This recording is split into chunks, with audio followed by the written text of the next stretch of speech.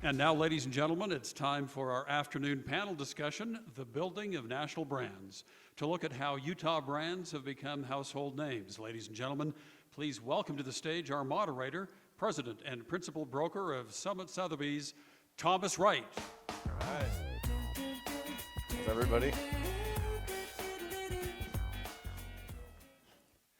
We are excited today to have a really dynamic panel. This is going to be energetic. It's going to be action-oriented, and the goal of today's panel is to have you all leave with as many action items as you can from these incredible leaders that have built such successful businesses and national brands in the state of Utah. So let's welcome them now to the stage. I think they're coming. They're there. Oh, McKenzie, there's McKenzie. All right, here we go. She's leading the charge. Troy, great to see you. Monte's here, Jeff, and of course, Davis. All right, now we don't want to start and be too boring because I just promised them all. You guys could never be boring. I could. But we want to start off. Just please introduce yourself. Tell us the national brand you built and any comments you want to make with that. And then I have some dynamic, interesting questions that I'm going to hit you guys with. So, McKenzie, you want to start? Yes, hi. I'm McKenzie Bauer, and we were told to make this exciting. So let's, Utah! Come on! Yeah. Utah's the best place to be doing running a business. My husband and I started our company, Thread Wallets, back in 2015, and we now have about 60 plus employees. We have kiosks nationwide and are in wholesale retailers nationwide as well. So we owe a lot to Utah for being here. I'm Troy, the president of Pura. We have about 160 employees. We also are nationwide. Never thought I'd be working for a fragrance company, but it's actually such an exciting industry to be in, and learned a lot, and we're excited about the growth we've seen and appreciate what Utah's done for us, as well as all the other states across the country. Hi, I'm Monte Deere. I'm CEO of Kizik and Kizik Shoes. And our founder is Mike Pratt. I've been working with him for just about 4 years, and thrilled to be here today with this awesome panel. Hi, I'm Jeff, and I'm with Pelion Venture Partners. We're an early stage investor here in Utah. But prior to that, I built 2 brands. One was called Stance, and the other is called Skullcandy. Just small brands. Little ones. I'm Davis Smith, the founder of Cotopaxi. We're an outdoor gear brand and a B Corp. We're about 350 employees, and we're just right around the corner here. All right, Davis, I have to start by asking, did you really build a raft and float down the Amazon River, or is that folklore? I did, yeah. Love what adventure. What were you thinking? I mean, tell us about that. Yeah, so I love adventure. I grew up, when I was 4 years old, my family moved to Latin America, and so I grew up with a dad who did all sorts of crazy stuff, and I still do a lot of these kind of things every year. This year I've done 2 survival trips where I go someplace for a week with no food and spearfish and eat coconuts, or catch a crocodile and eat it, something like that. So. Well, they always say the bald guys are most interesting, so that's good. True. I'm glad we got that out of the way.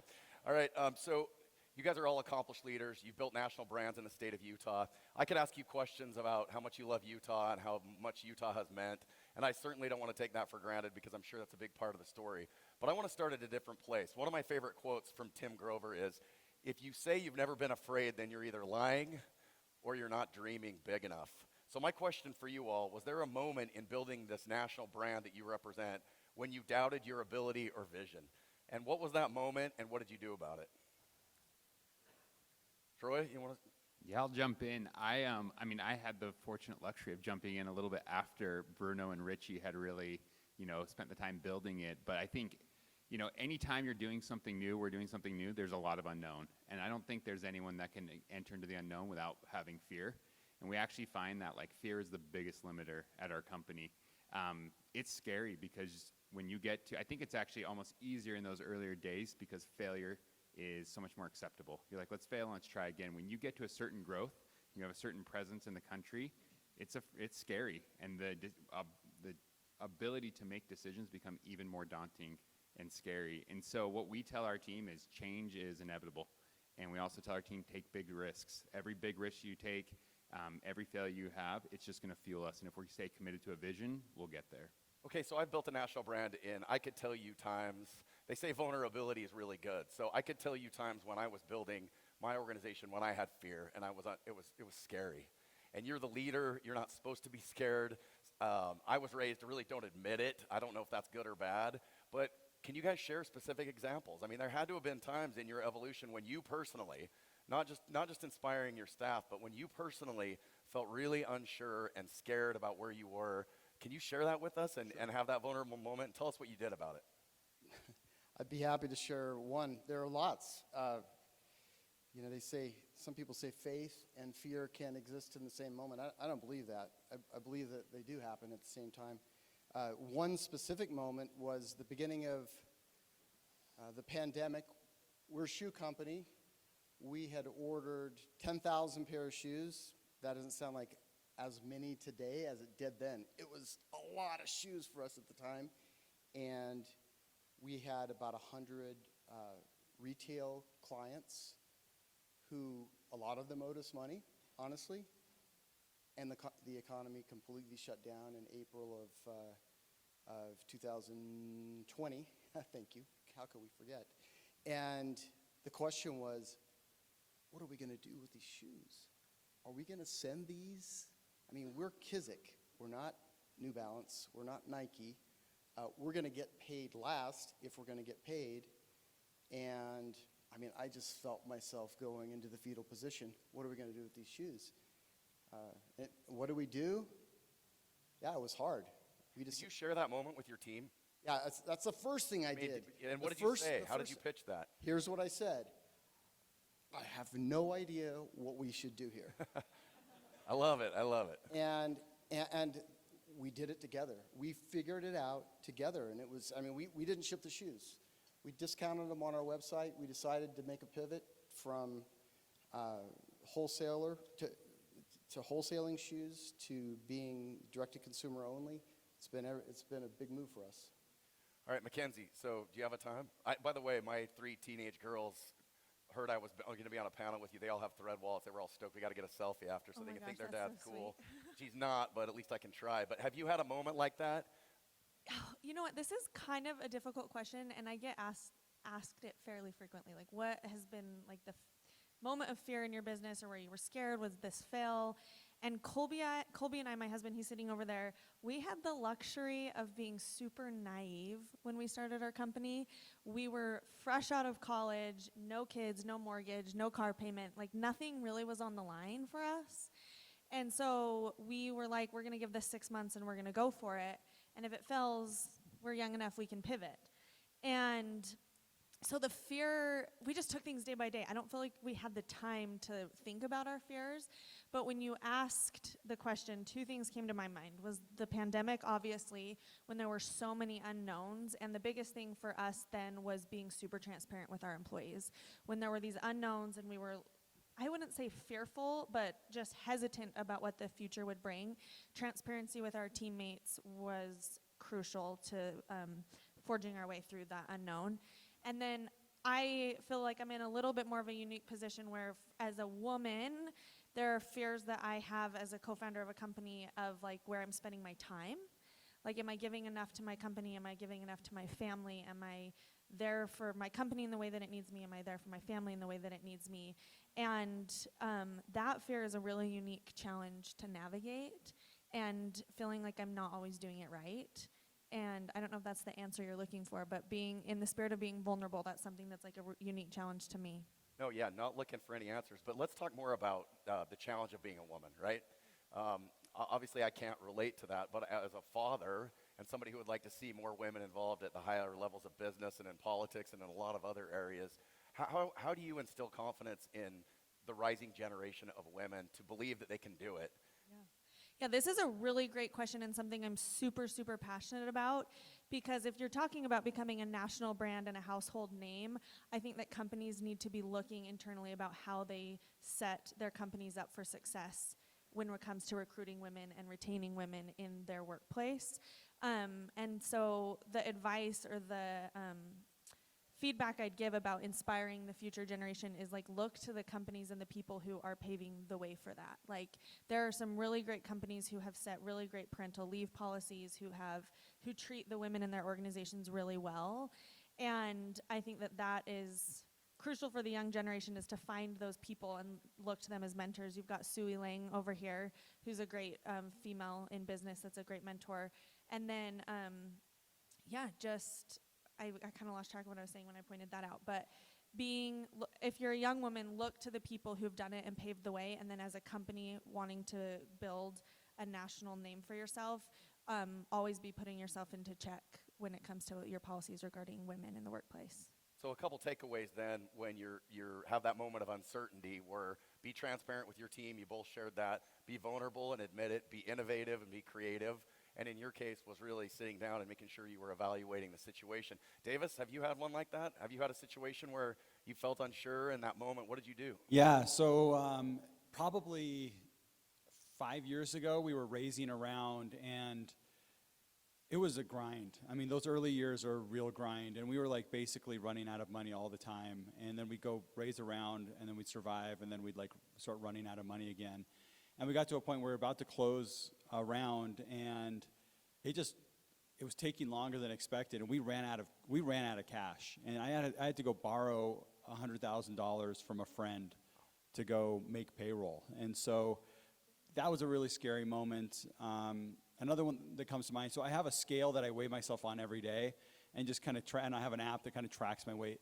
So there's 2 times in the history of my weight that unfortunately is going like this direction, but it's like where it's like spiked down. One of them was on one of these survival trips. I ate a bad coconut and I lost 14 pounds.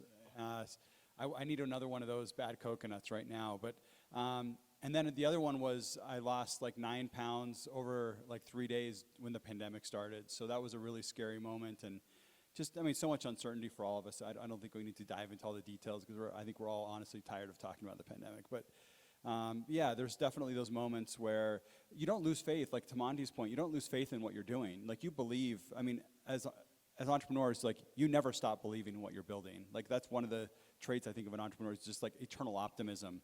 But there are moments where you're like absolutely terrified. And, you know, you have a pit in your stomach. You know, I've been an entrepreneur 19 years. I think 18 and a half years I've had a pit in my stomach. So it's just the way it is.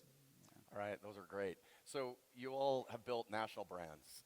They're very well known. You've been successful entrepreneurs. How do you instill the founding vision that you had, the values that you had, that created the organization that you have? How do you instill those in a larger organization? While you're simultaneously building and growing and managing the business, how do you maintain that culture, those values that you initially had, and how much time do you spend doing it, and what tips and tricks can you give us so that we can all learn from that? Jeff? Well, I think culture happens whether you're intentional about it or not. It's always happening. So you can be deliberate about the values you choose, and you can reinforce those. Some tips and tricks would be, you know, every month at Stance, we do a monthly meeting with the whole company, and someone from the company talks about one of the core values, so it's being reinforced. When we interview people, we have a 2-part interview process.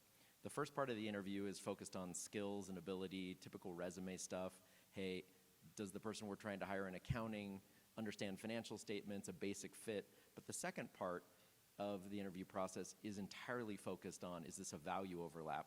How do we discover what the values are of this person, and do they overlap with the values of the company? And so that's a big part of the hiring. And then another way you can reinforce it is with the firing.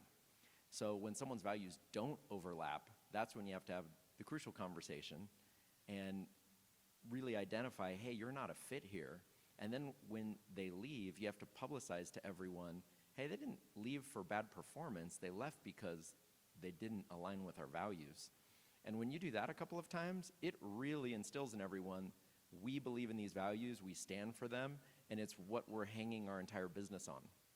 So those are a few quick tips, but it's a really important part. I like to say that culture is the leading indicator of brand strength. So where are your values? Are they in writing? Do they evolve? Have they changed? How do you deliver them to the organization? You know, how involved are you in that? Have they changed much? What can you tell us about that? Yeah, so here's how it started. You know, I think we learned some lessons in earlier businesses when we were less intentional about it, and we found out we had a culture that maybe wasn't something we were proud of. So at Stance, we were more deliberate. I think somewhere between 30 and 50 employees, the cement starts to dry a little bit, and it becomes codified. So you have to get out in front of it before that. Otherwise, now you're talking about a culture change, which is even harder, the add to or take away from. So what we tried to do is when we got to about 25 employees and we We had a little fresh air, not a lot because you're operating, but we tried to reimagine what it was like the first 5 employees, maybe first 10 employees, that early DNA strand, and really identify the traits that that early team had, the way we operated together, and put words to that. And that became the values of the company. So- That's exactly what we did. We looked to our founder, and we found the words that worked. And then, you know, I've heard before that the CEO's job is to repeat and repeat and repeat, and we just say the same words over and over again, and they matter. Our words are aha, deliver aha, and our second value is it's bigger than me. And you would think people would get tired of hearing those same words over and over again, but they love the concept of aha, and they love the concept of it's bigger than me, and it starts to mean different things, and things as people join you, they bring their piece of your culture within those words, but words are powerful. Yeah, the last part that I would add is when we've drafted our values, and we've now done this at Pelion as well, we explain everything in terms of behaviors. So for example, at Stance, one of our values is entrepreneurship. And you might say, well, that can mean a lot of things to a lot of different people. So we get really explicit in the definition of what it means to behave as an entrepreneur. So we might say something like, you're used to taking risks, but you take risks when the odds are in our favor. Or you're used to getting results with little resources. That's the very definition of entrepreneurship, like there's a constraint. And so we'll go in and put all these specific definitions of behavior. And so when someone reads that and it's saying, you behave this way, it's really easy to say, am I that person or not? Because it's written that way. So a little less ambiguous, a little less vague, and a little more actionable, so people can identify with those traits. Any other thoughts? How do you translate the vision of the organization through so many people, especially as things change and grow and people turn over? Yeah, I think it's very similar. I'm sure they'll see patterns. One thing is, this might not work at scale, but Bruno or myself interview every single employee that enters the company, and we make sure that they are aligned to value. You spend a lot of time understanding what their values are. We have things, I think there's tactics. We every month have we have 4 values. They're simple, human, uplifting, and remarkable. Those values are not only our internal values, but they are our brand values. So that's what we want the customers to experience externally, as well as our team members to experience internally. And that really reinforces it. That way there's no question of who are we to our customers versus who are we as a team. And by doing that, and then we reinforce them really 2 ways. We have a month of value, so every month we highlight a new value. And then we use different employee recognition programs, and it's required that every recognition is tied back to a value. So it'd be like, Thomas, you were human when you came in and asked X, Y, Z. And so those are different ways that just daily and monthly we reinforce those values. That's great. Any other thoughts? I don't know if this would work at scale either, but we currently have a weekly team lunch on Wednesdays with those who are in the office, and we do very similar things where our core values are creativity, humility, entrepreneurship, integrity, and freedom. And so when we celebrate, every week we send out a survey to our employees where they can celebrate somebody in the organization. And then on Wednesday at our lunch, we read off and celebrate those individuals. And then we pick an individual to receive the chief, is what we call them, of the week, because that's the acronym for our core values. Then they get to pick the next lunch. And it's become a really fun way to connect with the team each week. But we also do little things like, we found a lot of success, and it's small, but we do a team book club. So every quarter we choose a book, or this year we introduced a master class that the team can choose from, and we either read the book or watch the master class together. Like we just finished Bob Iger's master class together, and we do that as a team, and then we will have a discussion about that at one of our cultural shares on Wednesdays. And then we just try to make sure that we're focusing on external activities with the team that celebrate our core values. So we'll do team art days or activities that celebrate freedom, things like that unite the team and get us kind of all on the same page. I think it's really interesting that every one of you that answered that question knew specifically what the words were that described your culture, and you can recite them. I think that's a big part. It's a big takeaway for everyone, because I think in a lot of organizations, they think they have an idea of who they are, and I think the founder and maybe the leaders think that everybody knows, but you really can't take that for granted, right? So let's shift gears. Millions of people have ideas, right? Lots of people have ideas. Everybody wants to start that business. You've been able to take that idea, start a business, build it into a national brand. And you know the old saying that it's easier to get to the top than it is to stay on top. How do you stay where you are and continue to grow without sliding? I mean, you've got competitors coming after you. The idea is kind of out there and widely known. How do you innovate and stay day one, so to speak, so that you can stay on top? Davis, do you want to start this one? Sure. I think it really comes down to what we just talked about, which is knowing who you are and really doubling down on what you stand for. So for Cotopaxi, it's all about our mission. Our mission was to eradicate extreme poverty in our lifetimes. And we're not a backpack company. We're not a jacket company. We're an organization that fights poverty. And we do that by selling amazing, colorful, fun gear. And I think that's how you separate yourself, is really understanding who you are, building it into every aspect of the business and the brand and the culture. And that's, for us, as long as we stay true to that, we're going to have a defensible position, because no one else can recreate that. The North Face can't say, oh yeah, by the way, we also care about poverty, because it's like, well, where were you the last 70 years? Like, why weren't you focusing on it then? So I think that's one of the keys, is really understanding who you are. Go back to the culture. Any other comments on that? It's hard to get on top, maybe even harder to stay there. How do you do that? What do you do? I think it's what Davis says. The best brands in the world stand for something much bigger, and it's more than the products they sell. And you associate that bigger abstract purpose with the brand, not the products they sell. So you might think of Disney as an amusement park operator or a movie maker, but really you think about that as a family company. You don't think, Starbucks doesn't even think of themselves as a coffee company. Right. They think of themselves, their brand mantra is rewarding everyday moments. So the idea is, how do we deliver 5 or 10 minutes of a great break to a person in their second living room? It doesn't have anything to do with coffee. That's why it gives them the ability to sell everything besides coffee. That just happens to be the most addictive thing they sell. So I think these great brands, if you really think about it, there's a much deeper meaning that attaches you to that particular company than the product they sell. One thing I think is absolutely necessary is you have to try to disrupt yourself. You have to challenge everything. I mean, that's a core part of our culture, is like, leave your ego, come in, be open to feedback, and challenge everything. And so as you grow, staying humble is turning and saying, how do we disrupt what we think is the right direction? Like, what are we not seeing? And that's a constant conversation we're always having at Pura. We've even spun up different organizations where we just said, go disrupt us. Like, here's a budget, go disrupt us right now. I think in order to stay there, the moment you start getting comfortable and feel like we've made it, we're good to go, you hit milestones, you get excited about them, that's when you start turning a blind eye, and that puts you in a dangerous situation. Can you give us an example of a disruption that's happened internally? We see that in like 3 ways. We see that in disruption of our technology, disruption of our processes, and then disruption in our mentality of like how we're seeing things. So I think a good way, like internally, org structure. Like, I think everyone gets used to working at companies where we're organized in certain ways. And at Pura, it's not comfortable, but we change a lot. And we'll go in and say, hey, this is maybe how 90% of the companies do it and are structured, and this is the traditional way. We're going to break it up. We're going to create roles that don't exist. We're going to work in ways that are unique, that are uncomfortable. And I think that's one little example of even internally how we disrupt it.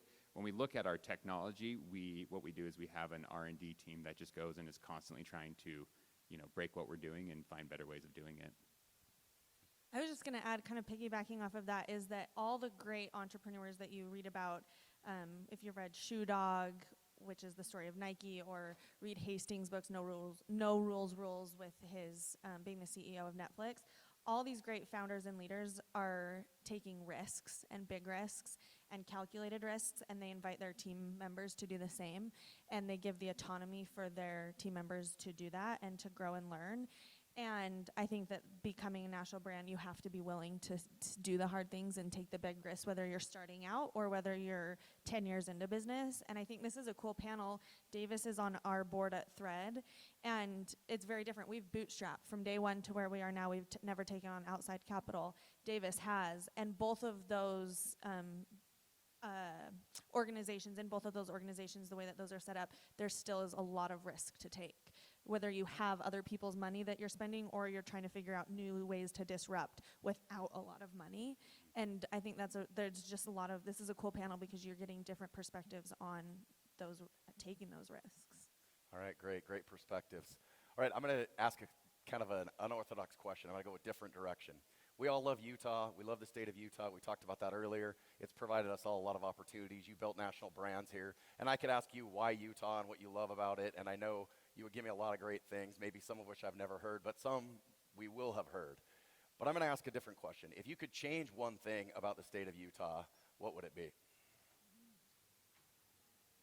Troy, you want to go first? You have that look in your eye. I just wish everyone would go back so that we can get up our canyons to go skiing. Like if I change anything, I'd push all the businesses back. Yeah, okay. You know, one thing I change about Utah, I think probably one thing. God, honestly, I need to think about that question. I'm not going to say some stupid answer Good, it means it before was a good question. Yeah, I'm not going It to was a just good say question. something. Let me think about that one. All right, sounds I've good. got two. One is more lighthearted. We have had the most competitors come out of Utah, which is great. We have patented products, and I think because we're so homogenous, that people pick up on other good ideas and they think, oh, I can do that really quick. So for us, that's been annoying, but we've got legal in place to defend that. The second thing, and again, something I'm passionate about, and I'm that girl that's always going to talk about this stuff, but Utah needs to be better at embracing women and celebrating women, and we've been ranked dead last for women's equality. And I tell my husband, I'm like, if in my lifetime we can move from dead last to in the 30s or high 20s, like I will be so thrilled. So I think that that's something we need to work at together. It's not just a women's issue. This is when women rise, men rise, and I think that that's something that we need to change. How do we get from dead last to the mid-30s? I mean, Oh, how man. do we move up? What do Well, okay, you're asking me like I'm very opinionated about a lot of but things. this So I'll is save what some we of these want. things. Is this why we're here? First, we need to start electing. We need more women to run for office. We need more women to be in positions of power, and that's a huge thing. When you have, I wish that Becky Edwards would have won the Senate race. I really wish she would have, because that just shows young women that they have a place and a seat at the table. And we need more women, whether it's in your organization or within your religion or within your political party. We need more women who are feeling comfortable running and then getting elected. And I think that's a huge thing. And it all starts with us, right? We're business leaders. We're here talking about business. It's got to start with us looking at our organizations internally and saying, how are we handling this? And now how do we inspire the upcoming generation? That's one thing. There are a lot of other things, but I think that's a really love powerful that. one. I love your passion and conviction. I read a New York Times article once that studied why women didn't run as much as men. And the number one reason in that article I read was they didn't think they were ready. And I got a chuckle out of that as a man, because here, men kind of think they're ready, and women don't, and they wait, and they need to know that they are ready, right? And they're as ready as the men that are running, and they need to step out and do that. And there's some great organizations in the state of Utah, like Real Women Run, where if there's any women that want to get involved out there, they're fantastic organizations that really support women. Any others? What would you change about the state of Utah, Davis? If you could change one thing, what would it be? This is your magic wand moment. You can do whatever you want. I don't have anything new here. I mean, I think the biggest thing is around women. Kenzie and I actually serve on a board together of an amazing young woman, Sadie Bowler, who's running a small business that's going to be a big brand. And she's, a sophomore in college. 19. She's 19. She started the business when she was in high school, and I'm on the Women's Leadership Institute board, which focuses on getting more women into the boardrooms and into politics. So this is an issue I care a lot about. And I'll tell you just from my own experience, our board, our 5 major investors have all been women at Cotopaxi. Oh. There's no way to really explain why that would be the case when only like 4% of venture partners are women, other than say women better understand purpose in business. And we've had women on our board from day one. We've had women in our most senior roles in the business from day one. It's a game changer. If you care about results, you care about this issue. And so, Thank you, Davis. That's huge. And Davis helped us at Kizik put our first woman on our board, so thank you. And he's helping us do the same. Probably the one thing I'd add to that, I'll just jump on Jump bandwagon. One of our struggles is getting women back to work who have children. I think finding a way to support those women to make Hell sure yes. that there's support structures so that they can confidently come back to work and know that things are taken care of at home, and that they can also have a place in the workway. I mean, we do a lot as a company, but there's a lot of things outside of our control that I think could be put in place to be supportive. I think this is just a quick example, and we were told not to ramble, but my Oh, husband you're not texted- rambling. This is great. My husband That's why we're texted here. me this morning and asked if we could do a quick impromptu meeting on Saturday morning for breakfast with someone that we're interviewing for a position. And those types of things are so hard for me because I immediately felt like, oh, but I don't have a babysitter. Either I am going to have to choose, because all my nannies are going out of town for Thanksgiving. Either I'm going to have to choose being there for my business or being there for my kids in this position. And so helping women feel like they don't have to always make that decision, that they don't have to choose between their family or being there for their career is like, What's the best so way to do helpful. that? I think honestly, like you look at companies, I wish we could do this supporting with childcare options, like whether it's stipends or having an in-house daycare or help. Like we've talked with a local daycare in Provo to like partner with them. We're trying to figure things out when that makes sense for us. We don't have as many employees with kids yet. But there's a lot of things like you were saying, I think that attitude of disruption and saying the status quo hasn't worked. And we need women to get, the lieutenant governor has an initiative to get women back in the workplace after they have these huge resume gaps, right? So things like that too, resume gaps, like when women have had these resume gaps because they take time for their families, looking at those things and being honest with them and saying, we want to help you and we want to bring you in. So then they don't have to choose between being a mom and having a career. They can have both. It doesn't have to be either or. So I think it really is that attitude of disruption and looking at your organization and say, hey, okay, how are we going to mix up the status quo to support women here?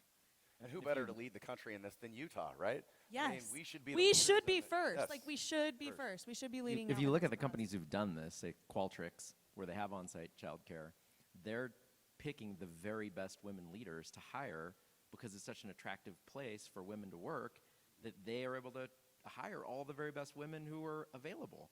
So it's actually, there's an incentive for the companies to figure this problem out because you get a much better workforce if you can accommodate that. Absolutely. All right, we have just a couple minutes left. This has been great. Great dialogue. Thank you so much. I'm glad I'm kind of over here and you guys are having this great conversation. In closing, we have talked a lot about COVID, and we're all kind of tired of the whole thing and how hard it's been and the burnout. And I think there's been a lot of mental health challenges, and we could talk a lot about all of that. It's been hard on our kids. It's been hard on us. It's been hard in so many ways. But what are some of the things that changed permanently in your business because of COVID? We just have a few minutes left, but I mean, what changed about the way you do business forever because of the pandemic? My head. Honestly, I'm the old one. I'm the oldest here, and I ran a law firm for many years, there every day, expected everyone there with me every day, just didn't know another way, and learned that if you trust, you inspire, you don't have to be together to have really, really great things happen. One thing that's changed in our business, the pandemic, my husband's mom has been an alcoholic and an addict for his whole life. And during the pandemic, she had a really gnarly binge cycle and relapsed. It was terrible. My husband was putting her out on the streets. And it was this that showed him his vulnerabilities with his mental health. And then we saw the stories of our ambassadors and our writers, like all these people who were also struggling. So we started to really lean into telling stories of progression. And that's when we really adapted and like leaned into our narrative carry on. We we sell carry accessories, but we really want to inspire people to progress and move forward. And we say progression follows friction. Like life's not easy. There's hard things that happen, but that's when you pick yourself up and move on. So that's when my husband, who's here, decided, and Davis has been a great example of this. We just launched it, the Carry On Foundation, which is Thread's nonprofit arm, and that will forever change the dynamic of our business, really focusing more on giving back and pairing our business with a do-good initiative. All right. Really quickly, total transformation of our business. I was the biggest believer in being in the office. I was in the office every day. I literally had never worked at home, and I thought you had to be in the office. People had to move to Utah. I discouraged anyone from working at home. By August of 2020, I had changed my mind. I realized I was wrong, and we've employed, this year we've hired over 200 people, and a huge majority of them are not here. We hired a company president from Seattle. We hired a chief people officer from New York, chief brand officer from Minneapolis. We're hiring these extraordinary people, much more diverse team now than we ever had when we were stuck to Utah. And so we still love Utah. I believe this is the greatest place on earth to build a business. At the same time, there are people that have lives somewhere else that want to join your business that maybe aren't willing to move. All right. Has this not been the most engaging panel? You guys have been fantastic. Thank you so much for your time, and thank you.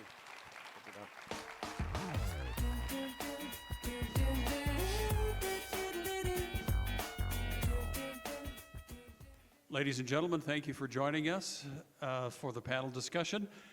Time now for a quick break. We're running a little bit over time, a little bit behind schedule, so please, very quick break and scurry off to the breakout sessions. Thank you. And return back here as quickly as possible for the rest of the program. Thank you.